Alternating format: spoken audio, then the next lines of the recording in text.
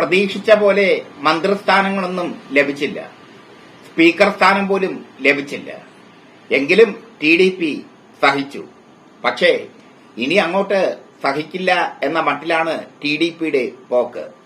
NEET പരീക്ഷാ ക്രമക്കേടിൽ കേന്ദ്ര സർക്കാർ ഉത്തരവാദിയാണെന്ന് TDP എംപിമാർ സംയുക്ത പാർട്ടികളുടെ യോഗത്തിൽ കുറ്റപ്പെടുത്തി. കേന്ദ്ര സർക്കാരിന്റെ അലംഭാവമാണ് നീറ്റ് പരീക്ഷയുടെ ചോദ്യപേപ്പർ ചോരാൻ കാരണമായതെന്ന് അവർ പറഞ്ഞു. ഇതോടുകൂടി മോദി വല്ലാത്ത പ്രതിരോധത്തിലാണ്. TDPക്ക് 12 എംപിമാരുണ്ട് ലോക്സഭയിൽ. 12 എംപിമാരെ പിൻവലിച്ചു കഴിഞ്ഞാൽ വല്ലാതെ ബുദ്ധിമുട്ടിപ്പോകും മോദി. മാത്രമല്ല, മോദിയുടെ കൊടും ചതി ഇപ്പോൾ മനസ്സിലാക്കിയിരിക്കുന്നു TDP. വർഷങ്ങളായി ആന്ധ്രാപ്രദേശിലെ രാഷ്ട്രീയ ആചാര്യന്മാർ പറയുന്ന വാക്യമാണ് അല്ലെങ്കിൽ ആവശ്യപ്പെടുന്ന കാര്യമാണ് ആന്ധ്രാപ്രദേശിന് പ്രത്യേക പദവി, അതോടൊപ്പം പ്രത്യേക സാമ്പത്തിക പാക്കേജ്. ആന്ധ്രാപ്രദേശിന് പ്രത്യേക പദവി നൽകാൻ പറ്റാത്ത ഗതികേടിലാണ് മോദി. ആന്ധ്രയ്ക്കങ്ങനെ പദവി നൽകണമെങ്കിൽ ബംഗാളിനും തമിഴ്നാടിനും കർണാടകയ്ക്കും പദവി നൽകണം. അതവർ ഉന്നയിക്കും ലോക്സഭയിൽ. മാത്രമല്ല, അത് വലിയ തിരിച്ചടിയായി മാറുകയും ചെയ്യും വടക്കുകിഴക്കൻ സംസ്ഥാനങ്ങളിൽ മോദിക്ക്. അതുകൊണ്ട് TDP വിചാരിക്കുന്നത് പോലെ പ്രത്യേക സംസ്ഥാനം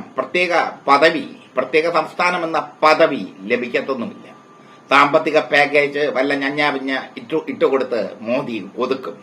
തങ്ങളെ ഒതുക്കുകയാണെന്ന് TDPയും തിരിച്ചറിഞ്ഞിരിക്കുന്നു. മോദിക്ക് സ്തുതി പാടിയ TDP ഇപ്പോൾ ആപ്പിലായി മാറി.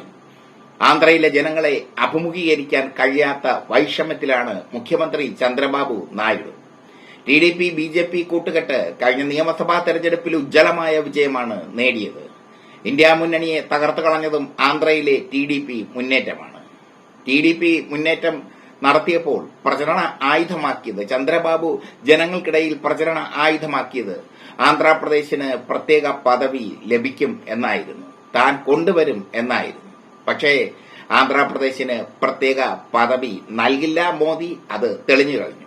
അതിനുള്ള അനിഷ്ടം മറ്റൊരു തരത്തിൽ TDP എംപിമാർ പ്രകടിപ്പിച്ചു. 12 എംപിമാരും ഒരേ സ്വരത്തിൽ പറഞ്ഞു, നീറ്റ് പരീക്ഷയിൽ വമ്പൻ ക്രമക്കേട് നടന്നിരിക്കുന്നു. അതിന്റെ ഉത്തരവാദിത്വത്തിൽ നിന്ന് മോദി സർക്കാരിന് ഒളിച്ചോടാൻ പറ്റില്ല. ജനങ്ങൾക്കിടയിൽ നീറ്റ് പരീക്ഷാ ചോദ്യപേപ്പർ ചോർന്നത് അവമതിപ്പ് ഉണ്ടാക്കി. ഇതൊക്കെയാണ് TDP എംപിമാർ സംയുക്ത പാർട്ടികളുടെ യോഗത്തിൽ പറഞ്ഞത്. മാത്രമല്ല, അവർ ആന്ധ്രയ്ക്ക് പ്രത്യേക പദവി വേണമെന്ന് പറഞ്ഞതുമില്ല. ആ കാര്യത്തിലേക്ക് അവർ കടന്നതുമില്ല.